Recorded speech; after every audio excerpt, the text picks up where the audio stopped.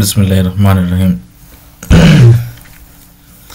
আজকে আমরা কথা বলবো হচ্ছে জার্মান ল্যাঙ্গুয়েজের অতীতে কথা বলার যে আরেকটা নিয়ম আছে, সেটা হচ্ছে প্র্যাটিরিটুম।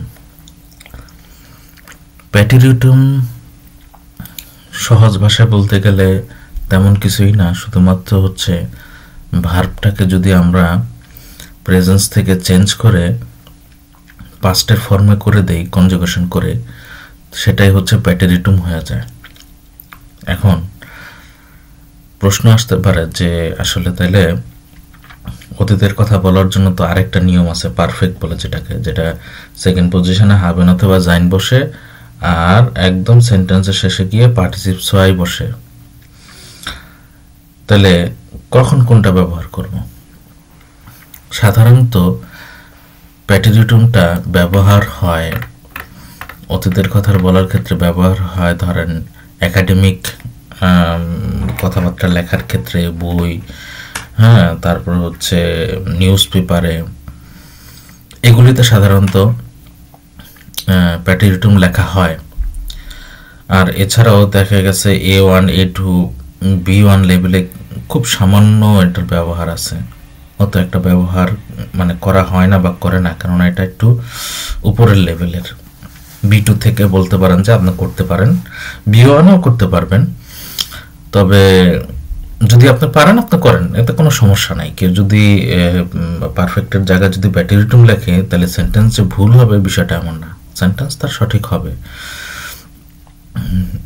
আমি জাস্ট নিয়মটা বলতেছি যে কথ্য ভাষার ক্ষেত্রে সাধারণত মানুষ পারফেক্ট ব্যবহার করে, আর লিখিত ভাষার ক্ষেত্রে সাধারণত মানুষ প্র্যাটিরিটুম ব্যবহার করে।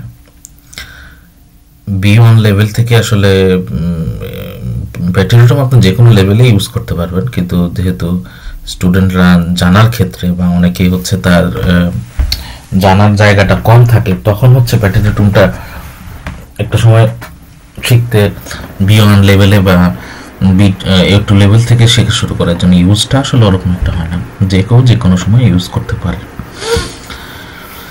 আর হাবেন এবং জাইনের ক্ষেত্রে, হাবেন জাইন ভার্বগুলির ক্ষেত্রে অবশ্যই প্র্যাটিরিটুম ব্যবহার হয়। হ্যাঁ, যেমন আমি যদি বলি ইশপিন গেজুন্ট,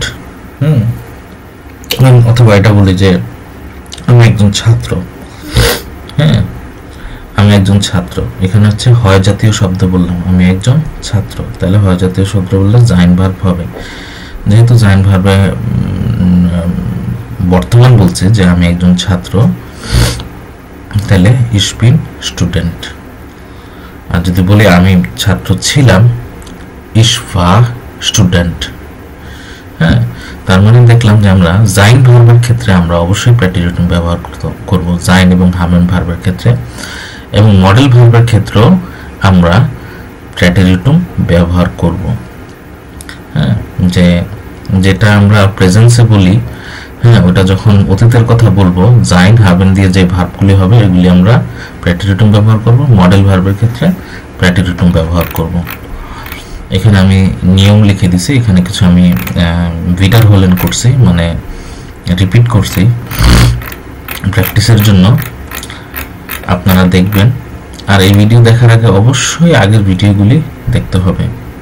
এখানে আমি যে কিছু বাইসপিল দিছি, এক্সাম্পল, ইশফা গেস্টান ক্রাঙ্ক, আমি অসুস্থ ছিলাম।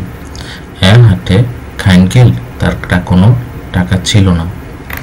ভিয়া কি গিঙ্গেন ইনস কিনো, আমরা সিনেমা হলে গিয়েছিলাম। জি ল্যান্ডে ফিল ডয়েচ, সে অনেক জার্মান শিখেছিল। হ্যাঁ, যেখানে আমি যেগুলি নীল কালি দিয়ে লিখে দিছি বা নীল কালি দেওয়া, এগুলি হচ্ছে নিয়ম এবং ইম্পর্টেন্ট মনে রাখার জন্য। পারফেক্ট হচ্ছে বেশি কথোপকথন ভাষার ক্ষেত্রে ব্যবহার হয়, লেখালেখি ভাষার ক্ষেত্রে ব্যবহার হয়। জাইন এবং হাবেন মডেল ভার্বের প্র্যাটিরিটুম বেশি চলে।